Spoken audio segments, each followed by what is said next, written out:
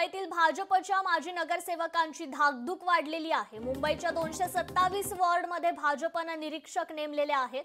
निरीक्षक प्रत्येक वॉर्डचा report card तयार करणार आहेत। तर रिपोर्ट कार्डच्या आधारावर आता उमेदवारी मिळणार आहे।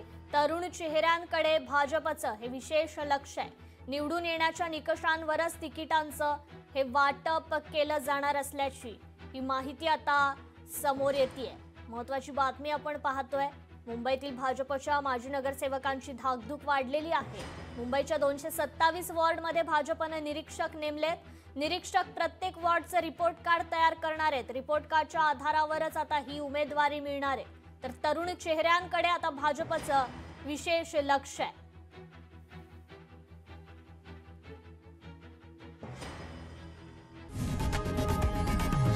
लोकशाही मराठी ऐका, पहा, जागरूक रहा।